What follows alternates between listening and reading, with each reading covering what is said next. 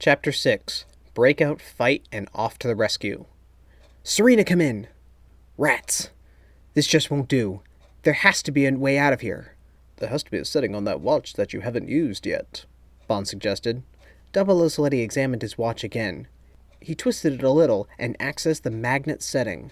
He pressed it up against the door. He moved along the area of the door handle and lock. He pressed hard against the door.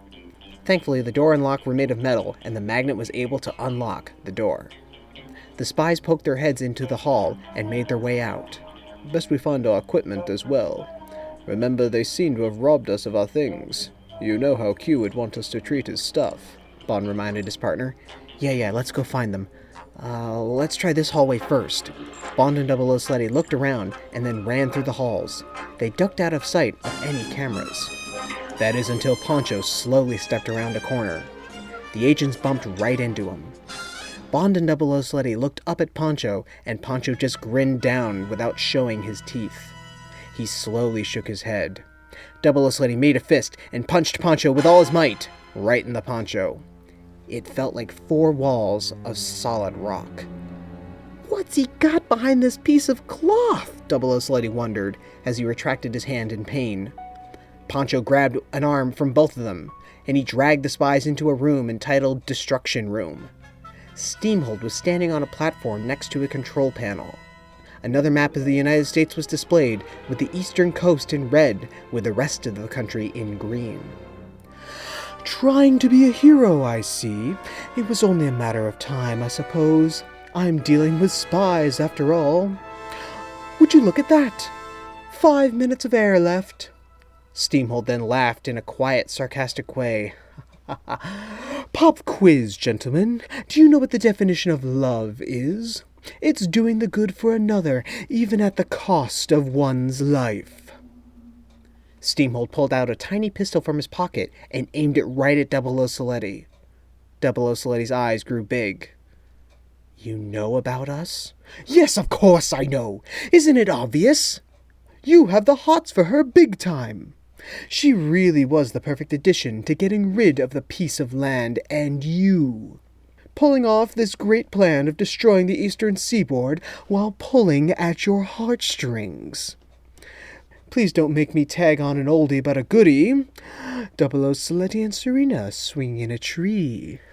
Siletti was growing irritated and becoming red in the face. Ha! How humiliating! Your face is appearing a similar shade to your hair. I know we've discussed cliches, but any last words? Bond and Siletti smirked at each other, and that's when Siletti looked up at Steamhold. Yeah, I've got some last words.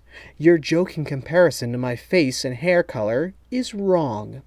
I've got strawberry blonde hair. Bond belted Poncho in the stomach below his poncho, releasing the henchman's grip.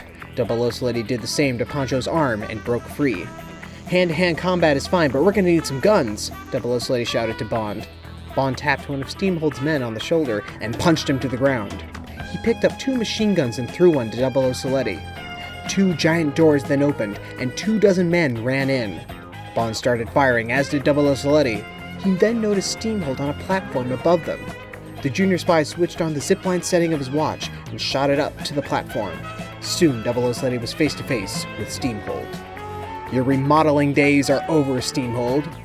As you and everyone around you should know, someone like me always has an escape plan. A section of the platform started to descend. Another control panel was still part of the main one, and there was a tiny clock counting down the minutes of air left in Serena's pod. The time was 3 minutes, 15 seconds. Bond was still below, trying to fight off the henchman. Siletti stepped away from the control panel and shot it. He then rappelled down with the watch to help Bond. Steamhold got away.